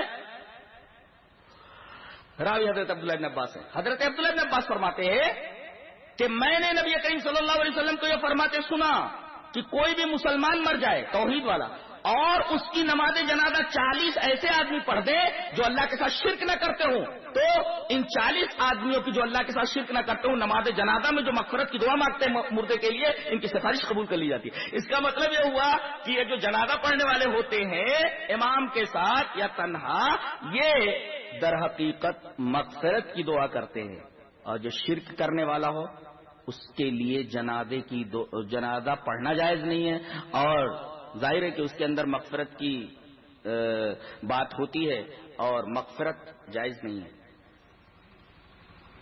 یہاں تک کہ آپ کی والدہ کے بارے میں نبی کریم صلی اللہ علیہ وسلم نے اپنی والدہ کے تعلق سے اجازت مانگی تھی کہ اے اللہ مجھے اجازت دے کہ میں اپنی والدہ آمنہ کے لیے بخشش کی دعا مانگوں کہ اللہ میری ماں کو بخش دے، اجازت نہیں دی گئی۔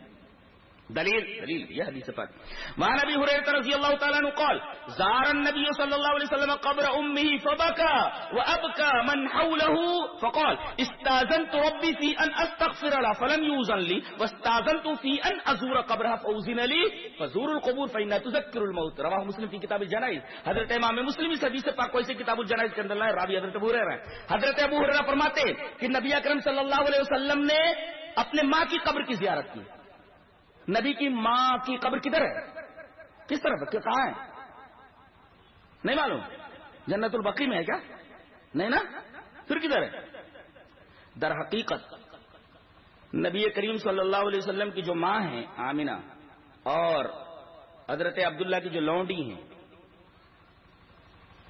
آپ کی دایا حضرت ام ایمن، نبی کریم صلی اللہ علیہ وسلم اس وقت 6 سال کے تھے، لے کر کے مدینہ سے آ رہی تھی اور یہیں پر بیمار پڑ گئی، جس کا نام ہے مقام ابوا، الف بے واو الف حمزہ، یہیں پر بیمار پڑ گئی۔ نبی کریم صلی اللہ علیہ وسلم 6 سال کے ہیں اور آپ نے اپنی ماں کو مرتے ہوئے انتقال کرتے ہوئے اپنی آنکھوں سے دیکھا ہے۔ پیدا ہوئے تو آپ یتیم تھے، آپ نے باپ کو تو دیکھا ہی نہیں۔ اللہ نے فرمایا والضحیٰ واللیل اذا سجا ما ودعك ربك وما قلى وللآخرة خير لك من الأولى ولسوف يعطيك ربك فترضى ألم يجدك يتيما فآوى. آپ تو یتیم ہیں، یتیم مکہ. اللہ، باپ کو آپ نے دیکھا ہی نہیں، اور ماں بھی اس حال میں چھوڑ کر چلی گئی جب آپ 6 سال کے ہیں. آپ کتنا روئے ہوں گے ماں کو اس دنیا سے جاتے ہوئے دیکھ. ماں بھی چلی گئی، باپ تو پیدائش سے پہلے اس دنیا سے چلا گیا. اسی مقام ابوا میں لوگوں نے آ کر کے ان کی تدفین کی، دفن کیا. جب آپ نبی بنائے گئے تو آپ اپنی ماں کی قبر کے اوپر آئے اور آتے ہی رو پڑے. فبکا، آپ رو پڑے، اور آپ کو روتے دیکھ کر سارے صحابہ کرام رو پڑے. اس کا مطلب یہ ہوا کہ آدمی کسی قبر کے اوپر جائے تو اسے رونے کی اجازت ہے، رو سکتا ہے، رونے کی اجازت ہے کسی قبر کے اوپر اگر آدمی پہنچ جائے تو. اور دوسری یہ بات معلوم ہے کہ قبروں کی زیارت ضروری ہے، کرنا چاہیے. زار النبی صلی اللہ علیہ وسلم قبر امہ ہی، نبی کریم صلی اللہ علیہ وسلم نے اپنے ماں کی قبر کی زیارت فرمائی. اور جیسے ہی آپ قبر کے اوپر آئے، عام آدمی کسی آدمی کی قبر کے اوپر پہنچتا ہے تو دنیا کی بے ثباتی، اس کی انسٹیبلٹی، اور کہ ہم کو بھی اسی جگہ آنا ہے، کسی بھی قبر کو دیکھ کر کے آدمی ویسے بھی پریشان ہو جاتا ہے. جائے کہ اپنی ماں کی قبر کے اوپر آئے، اور وہ بھی نبی جو بہت رحیم ہوتا ہے. بتائیے، ایک عام آدمی جو اپنی ماں سے محبت کرتا ہے، نبی اپنی ماں سے کتنی محبت کرتا ہوگا، اندازہ لگائیے. اس لیے کہ نبی سے زیادہ رحم دل کوئی ہوتا ہی نہیں ہے، وہ تو سراپا رحمت ہوتا ہے. اللہ تعالیٰ نے خطاب بھی دے دیا، وما ارسلناک الا رحمۃ للعالمین، اے ہمارے حبیب، ہم نے آپ کو پوری کائنات کے لیے رحمت بنا کر کے بھیجا ہے. بڑے رحیم ہوتے ہیں آپ، بڑے رحیم ہیں. آپ قبر کے اوپر آئے اور زار و قطار رو پڑے. صحابہ کرام نے آپ کو روتے دیکھا تو آپ کو روتے دیکھ کر کے یہ بھی لوگ رو پڑے. جب تھوڑا رونا کم ہوا تو آپ صلی اللہ علیہ وسلم نے ارشاد فرمایا، سنو، استاذنت ربی فی ان استغفر لها فلم یؤذن لی، میں نے اپنے رب سے اجازت مانگی کہ کیا میں اپنی ماں کے لیے بخشش کی دعا کر سکتا ہوں، ان استغفر لها، مغفرت کی دعا مانگ سکتا ہوں. فلم یؤذن لی، اجازت نہیں دی گئی. دیکھو، لوگ کہتے ہیں کہ نبی مختار ہوتا ہے، جو چاہے کرے. یہاں دیکھیے، اپنی ماں کے تعلق سے مغفرت کی دعا مانگنے کی اجازت چاہ رہے ہیں، اللہ کہہ رہا ہے ہم اجازت نہیں دیتے آپ کو. آپ نے فرمایا پھر میں نے اپنے ماں کی قبر کی زیارت کی اجازت مانگی کہ ٹھیک ہے، مغفرت کی تو اجازت، مغفرت مانگنے کی اجازت نہیں دے رہا ہے، اے میرے رب کیا میں اپنی ماں کی قبر پر جا سکتا ہوں، زیارت کر سکتا ہوں؟ فوزی نلی، اللہ نے اجازت دے دی. ایک نقطہ اور بھی معلوم ہوا کہ نبی اس وقت تک کوئی کام نہیں کرتا جب تک کہ اللہ کی طرف سے اجازت نہ ہو. لہذا ہمارے اوپر یہ واجب ہوتا ہے کہ ہم بھی کوئی کام ایسا نہ کریں دین کے نام پر جسے اللہ نہ کہے، اس کا رسول نہ کہے، اس لیے کہ رسول بھی پابند ہے اللہ تبارک و تعالیٰ کے احکام کا. دیکھیے، ایک جگہ اپنی مرضی سے نہیں جا رہے ہیں، جب اجازت ملی ہے تب آپ زیارت کے لیے گئے ہیں، مغفرت کی، طلب مغفرت کی اجازت نہیں.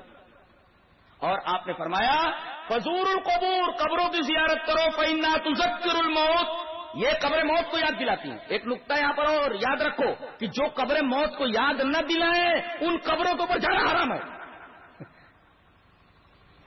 کیسی قبریں بنا لی گئی کہ وہاں آدمی جب جاتا ہے تو آخرت یاد نہیں آتی.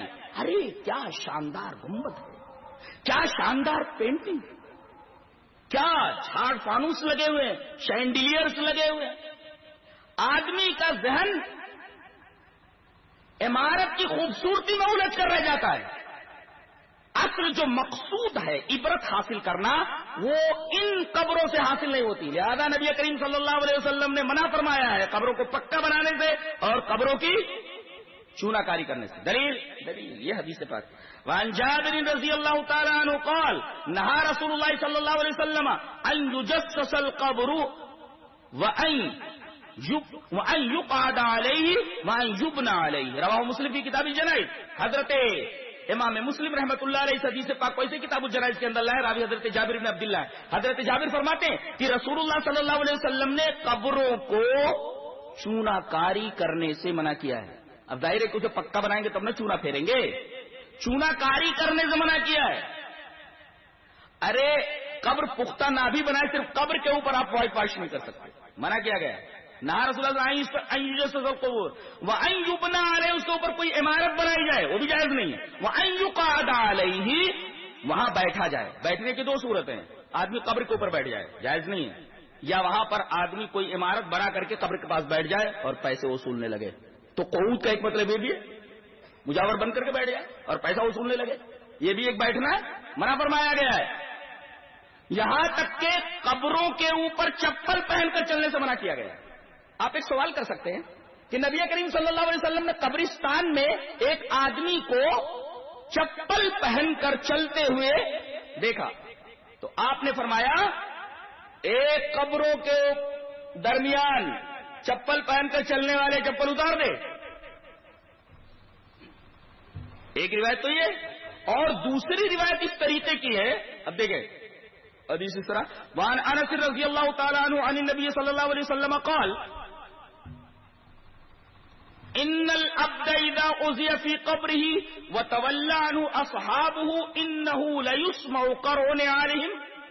رواہ ابو داؤد فی کتاب الجنائز. حضرت امام ابی داؤد اس حدیث پاک کو ایسے کتاب الجنائز کے اندر لائے. راوی حضرت انس بن مالک ہیں. حضرت انس فرماتے ہیں کہ رسول اللہ صلی اللہ علیہ وسلم نے ارشاد فرمایا کہ جب کسی آدمی کو اس کی قبر میں رکھ دیا جاتا ہے اور اس کے ساتھی دفنا کر اسے واپس چلتے ہیں تو وہ ان کے چپلوں کی آواز سنتا ہے. چپلوں کی آواز سنتا ہے تو چپل پہن کر قبرستان میں جانا جائز ہوا. اور یہ آدمی، یہ حدیث جس میں نبی کریم صلی اللہ علیہ وسلم نے فرمایا کہ چپل پہن کر قبروں کے درمیان چلنے والے چپل کو اتار دے، ایک حدیث کے اندر ہے کہ چپل پہن کر جا رہے ہیں لوگ اور چپل پہن کر واپس ہو رہے ہیں، تبھی تو ان کے چپلوں کی آواز سننا ہے. تو ایک حدیث سے چپل پہننے کی ممانعت ہے اور ایک حدیث سے جواز ملتا ہے. دلیل یہ ہے، اور دونوں حدیثوں میں تطبیق یہ ہے کہ اگر قبرستان میں کوئی ایسا راستہ بنا ہوا ہو جو قبروں سے الگ ہو، جیسے ہوتا ہے کہ بیچ میں راستہ بنا ہوا ہوتا ہے، اس طرف قبریں ہوتی ہیں اس طرف قبریں ہوتی ہیں، کئی طرف سے قبریں ہوتی ہیں لیکن بیچ میں راستہ بنا ہوا ہوتا ہے، تو یہ جو راستہ چلنے کے لیے بنا ہوا ہے اس پر آدمی چپل پہن کر چل سکتا ہے، مگر نیچے اتر کر کے قبروں کے درمیان سے قبر پر چپل پہن کر نہیں چل سکتا. اس لیے دونوں حدیثوں میں تطبیق ہو جا رہی ہے.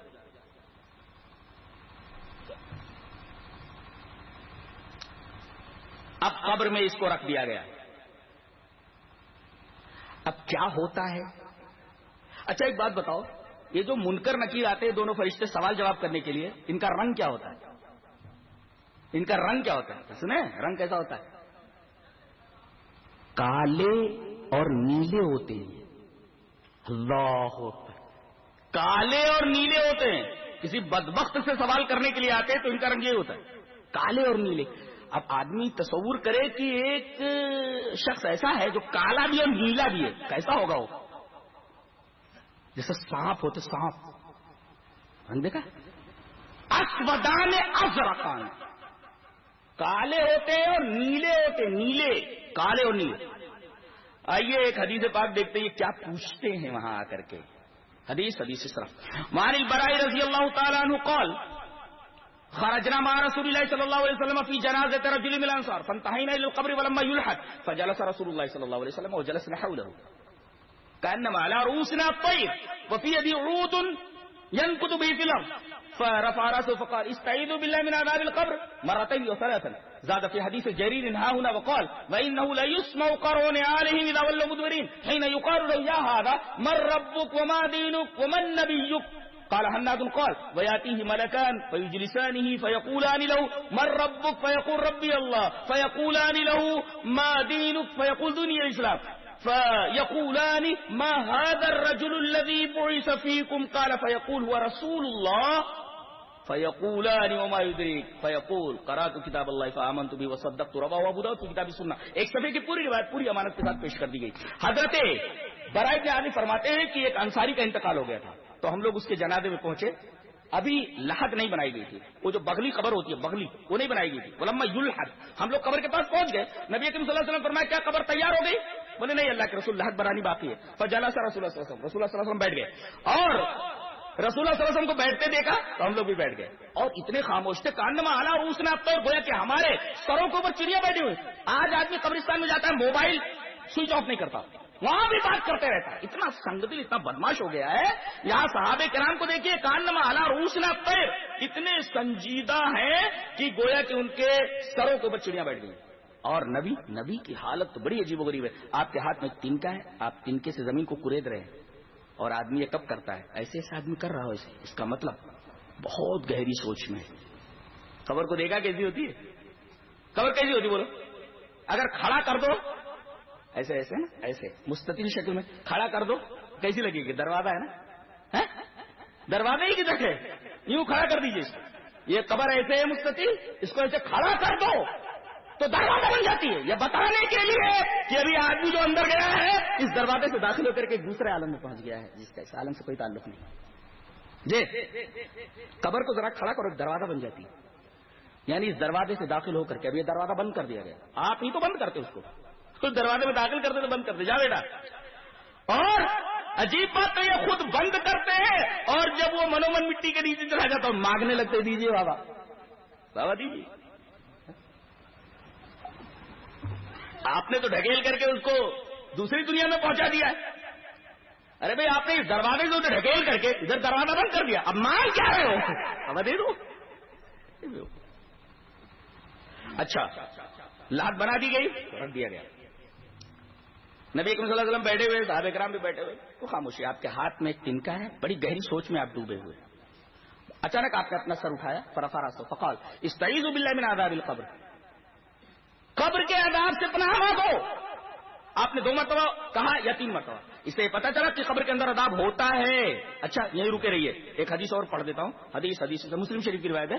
حدیث اس طرح: وعن ابي ايوب قال خرج النبي صلى الله عليه وسلم وقد وجبت الشمس فسمع صوتا فقال يهود تعذب في قبورها. رواه البخاري کی کتاب الجنائز، بخاری کی روایت ہے، بخاری کتاب الجنائز. امام بخاری رحمۃ اللہ علیہ حدیث پاک کو کتاب الجنائز کے اندر لائے. حضرت ابو ایوب انصاری فرماتے ہیں کہ نبی کریم صلی اللہ علیہ وسلم یہ نکلے اور سورج غروب ہونے کے قریب تھا. وقد وجبت الشمس، قد قاربت الغروب، قد قاربت الشمس والغروب، سورج غروب ہونے کے قریب تھا. اچانک آپ نے ایک آواز سنی. آپ نے فرمایا جانتے ہو یہ آواز کیسی ہے؟ کیا؟ یہود تعذب فی قبور، یہودی لوگ ہیں جن کی قبروں میں عذاب ہو رہا ہے. یہ حدیث بتا رہی کہ قبروں میں عذاب ہوتا ہے. اچھا آگے حدیث چلتی ہے. نبی کریم صلی اللہ علیہ وسلم فرمایا عذاب قبر سے پناہ مانگو. آگے فرمایا گیا ویاتی ملکان، رسول اللہ صلی اللہ علیہ وسلم نے ارشاد فرمایا 2 فرشتے آتے ہیں جن کا رنگ کیا ہوتا ہے؟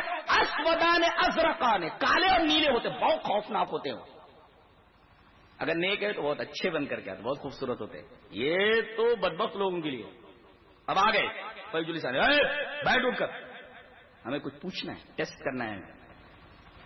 اب ایک سوال کر سکتے ہیں کہ ابھی تو فیصلہ کچھ نہیں ہوا جنت اور جہنم کا، یہ کیا مار پڑ رہی ہے اور کیسے کیا ہو رہا ہے؟ ایک بات یہ. دوسری بات یہ بتانی ہے کیا مسلسل عذاب ہوتا رہتا ہے؟ تمام حدیثوں کو جمع کرنے کے بعد یہ پتا چلتا ہے کہ آدمی کے اعمال کے اعتبار سے قبر کے اندر عذاب ہوتا ہے. جی کسی کو تھوڑا سا ٹیسٹ کر کے چھوڑ دیا جاتا ہے، پھر قیامت تک عذاب نہیں ہوتا. جیسا کہ حدیث ہے کہ ایک آدمی کو 100 کوڑے مار کر چھوڑ دیا جائے، جا اب قیامت تک تیرے اوپر عذاب ہونے والا نہیں. اور کچھ لوگوں کو کچھ دیر تک عذاب ہوتا ہے، اور کچھ لوگوں کو تو مسلسل عذاب ہوتا رہتا ہے. وہ کہتے ہیں کہ اے اللہ قیامت تو جلدی لے آ. تو گویا کہ قبر کے اندر مختلف لوگوں کے ساتھ مختلف قسم کے عذابات ہوتے ہیں، مختلف قسم ہوتا. سب کے لیے یکساں عذاب قبر نہیں ہے، برابر ہے. یہ بھی بات یاد رکھیے. اٹھاتے بیٹھ اٹھ کر، سویا پڑا ہے صحیح جلسہ نہیں، اٹھاتے اس کو کر بیٹھ. ہمیں کچھ سوالات کرنے ہیں. پہلا سوال من ربک، تیرا رب کون؟ ربی اللہ. اور اگر کافر ہے تو ہاں مجھے معلوم نہیں. یہاں تو پتہ ہی نہیں لگا کہ کس نے مجھے پیدا کیا، پتہ نہیں کن کن کو پوچھتا رہا، کن کن کے آستانوں کے سر پھوڑتا رہا. اب وہاں کیا جواب دے گا؟ اس نے تو اس کی پرستش ہی نہیں کی، اس نے آقا کو پہچانا ہی نہیں. کتنے بدبخت ہیں لوگ کہ پوری حیات گزر جاتی ہے، وہ اپنے حقیقی مالک اور خالق کو پہچان نہیں پاتے کہ کس نے ہم کو بھیجا، کس کام سے بھیجا. یہ کتنی بڑی بدبختی ہے انسان کی. اور فیجلسانی پوچھتے ہیں فیقولان لہما ربک فیقول ربی اللہ. اگر اچھا ہے من نبیک ما دینک دین الاسلام. اب تیسرا سوال دیکھو بڑا پیارا ہے. ما هذا الرجل الذي بعث فيكم، یہ آدمی جو تمہارے درمیان بھیجا گیا تھا کیا ہے، کون ہے، نہیں ہے، کیا ہے؟ اب جواب دیا جا رہا ہے، وہ جواب ہوا رسول اللہ. کہتے ہیں کہ نبی کریم صلی اللہ علیہ وسلم کو قبر میں دکھایا جاتا ہے، مردہ نبی کو دیکھتا ہے. غلط بات ہے، اس لیے کہ جواب میں ہوا ہے، اور عربی کا ایک معمولی طالب علم جانتا ہے کہ ہوا کی ضمیر غائب کے لیے آتی ہے. سوال ہے ہاذا سے، جواب ذالکہ سے ہونا چاہیے، اس لیے کہ اس پہ اشارہ قریب ہے اور ذالکہ اس پہ اشارہ بعید ہے. جب کہا کہ یہ کیا ہے تو بولنا چاہیے ذالکہ فلاں، لیکن کہا جائے ہوا رسول اللہ، یعنی ضمیر غائب لائی جا رہی، اس کا مطلب نبی کریم صلی اللہ علیہ وسلم غائب رہتے، دکھائے نہیں جاتے. جواب دیکھو، ہوا رسول اللہ نہ کہ ذالکہ رسول اللہ. اور اس کے بعد تینوں جوابات جب دے لیتا ہے کہتے ہیں نم کنومۃ العروس، دلہن کی طرح سو جائے. آپ دیکھتا رہتا ہے، اسے اس کا ٹھکانہ دکھا دیا جاتا ہے، جنت کی ہوائیں ہیں وغیرہ وغیرہ سب دکھا دیا. اور اگر بدبخت ہے تو دے مار، اور جیسے جیسے اس کے اعمال ہوتے ہیں اسی اعتبار سے اس کی دھلائی ہوتی ہے، اسی طریقے سے اس کی پٹائی ہوتی ہے. کسی کو کچھ عذاب دے کر کے چھوڑ دیا جاتا ہے، جیسا کہ ابھی میں نے بتایا کہ ایک حدیث کے اندر ہے. لہذا یہ کہنا کہ مسلسل عذاب ہے یا نہیں ہے، یہ سوال اس طرح سے غلط ہے. یہ پوچھئے کہ عذاب کی کیفیت کیا ہے. بعض لوگوں کے ساتھ فوراً معاملہ طے ہو جاتا ہے، قیامت تک پھر ان کے اوپر عذاب نہیں ہوتا، بعض لوگوں پر مسلسل ہوتا ہے وغیرہ وغیرہ. تمام حدیثوں کو ملانے کے بعد یہ واضح ہوتا ہے. تو پوچھتے ہیں کہ بھئی یہ سوالوں کے جوابات تو نے کیسے حل کیے، کیسے معلوم ہوا؟ فیقول قرأت کتاب اللہ، اللہ کی کتاب سے میرا تعلق تھا، میں قرآن پڑھتا رہا. کتنے لوگ یہاں بیٹھے ہوئے ہیں جنہوں نے بسم اللہ سے لے کر کے سورہ الناس تک کبھی ایک مرتبہ ترجمے کے ساتھ قرآن پڑھا ہو؟ آج جتنی گمراہیاں ہیں لوگوں کے درمیان، وجہ یہ ہے کہ انہوں نے قرآن کو نہیں پڑھا ہے. کم سے کم ایک مرتبہ ترجمے کے ساتھ قرآن کو تو پڑھو. یہ آدمی بول رہا ہے میں نے قرآن پڑھنے کی وجہ سے ان سوالوں کا جواب معلوم کیا ہے. فیقول قرأت کتاب اللہ فآمنت به وصدقت، اس کی تصدیق فرمائی. اور ساتھ میں نبی کریم صلی اللہ علیہ وسلم کی جو شرح ایکسپلینیشن ہے وہ دیکھیے. ابھی میں نے بتایا نہیں، فردر انفارمیشن کے لیے آپ کو کتاب اللہ اور سنت رسول سے رجوع کرنا ہے. تو آپ نے پتہ لگا لیا کہ یہ کون ہے، ان کا نام منکر نکیر ہے، رنگ بھی معلوم ہو گیا، اسودان کالے ہیں اور نیلے ٹائپ کے ہیں یہ. اچھا ایک سوال اور ہے، اب وہ حدیث پڑھنے کا ٹائم نہیں ہے، شیخ آ بھی گئے ہیں تو کہ روح نکال کر کے لے گئے، کدھر لے جاتے ہیں؟ پہلے یہ بتاؤ کدھر لے جاتے ہیں؟ روح تو نکل گئی، کدھر لے جاتے فرشتے؟ اب ایک تو ملائکۃ الرحمہ ہے، اچھے فرشتے رحمت، اور ایک ملائکۃ العذاب ہے، عذاب کے فرشتے، بری روح ہے، نکال لی گئی. اب یہ دونوں آسمان کی طرف جاتے ہیں. اب بری روح ہے تو اس کے لیے دروازے نہیں کھولے جاتے، اٹھاؤ 15 منٹ تو ہٹا دیا جاتا اس کو. ان کے لیے آسمان کا دروازہ نہیں کھولا جائے گا، لے جاؤ اٹھا کر کس کو. اب کہاں لے جایا جاتا ہے؟ اس کے لیے باب عرض پر پہنچتے ہیں. یہ حدیث ہے نسائی کتاب الجنائز کی، لمبی حدیث ہے، اسے باب عرض تک لایا جاتا ہے. اور پھر آخری جو زمین کا حصہ ہے، آخری جو سطح ہے، وہاں سجین ہے، زمین کی تہوں میں کہیں، وہاں لے جا کر اس کو ڈال دیا جاتا ہے.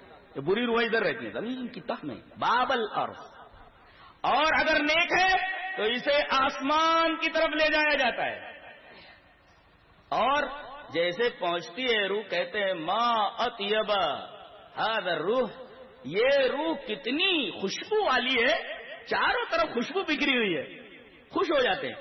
اور وہیں کہیں آسمان میں علیین ہے، وہاں رکھ دیا جاتا ہے. اس کا مطلب ہے کہ اور وہاں مقربین بارگاہ الہی فرشتے رہتے ہیں، یشہد المقربون، اللہ کے فرشتے وہاں رہتے ہیں جو مقربین ہیں. تو اچھے لوگوں کی روحیں آسمان میں کسی جگہ علیین میں رکھی جاتی ہیں، اور برے لوگوں کی روحیں باب الارض میں لے جائی جاتی ہیں، وہ کئی زمین کی تہوں کے اندر سجین ہے، وہاں رکھ دی جاتی ہیں. اچھا تو یہ ربط کیسا رہتا ہے؟ جاننا چاہیے کہ روح کی بھی ایک شکل ہوتی ہے، نہیں بھائی اندر ڈال دی گئی تو جب ڈالی گئی ہے تو اس کی کوئی شکل ہوگی کہ نہیں شکل ہوگی؟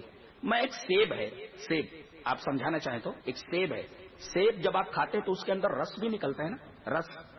تو گویا یہ سیب جسم ہے اور اس کے اندر جو رس ہے وہ اس کی روح ہے، لیکن رس کی ایک شکل ہے، الگ سے نکال کر کے دیکھو نا اس کی شکل نہیں ہے بھائی، رس کی ایک شکل ہوتی ہے. ایسے ہی آدمی کے بدن میں جو روح ڈالی جاتی ہے اس کی بھی ایک شکل ہوتی ہے، اس کی بھی ایک شکل ہوتی ہے. اور میرا خیال ہے کہ کچھ ایسی ہوتی ہے ایک حدیث کی روشنی میں، جیسے ہوا ہوتی ہے، جیسے اس حدیث میں ثم ينفخ فيه الروح، پھر روح کو اس میں پھونک دیا جاتا ہے، یعنی کوئی لطیف چیز ہے.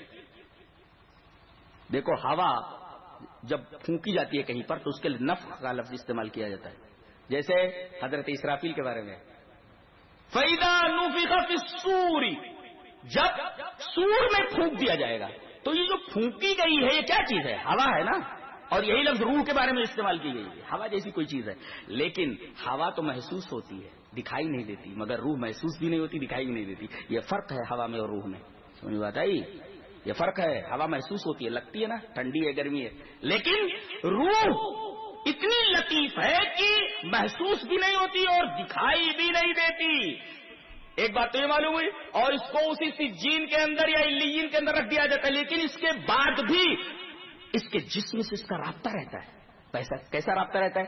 جیسے سورج کا رابطہ رہتا ہے زمین کی تمام چیزوں سے کرنوں کے ذریعے، ایسے ہی یہ حضرت علی کی تفسیر ہے کہ کرنوں کے ذریعے جیسے آفتاب اپنا تعلق زمین کے ذرات سے قائم رکھتا ہے، ایسے ہی روح کا تعلق برزخ میں اپنے جسم سے رہتا ہے. آپ یہ کہہ سکتے ہیں کہ کسی کو شیر کھا لیتا ہے، کسی کو مچھلی کھا لیتی ہے، پھر آپ کو جاننا چاہیے کہ وہ بھی قبر کے اندر ہی پہنچتا ہے، چاہے اسے شیر کھا لے. اس لیے کہ شیر جب مر جائے گا تو وہ بھی مٹی میں جائے گا نا.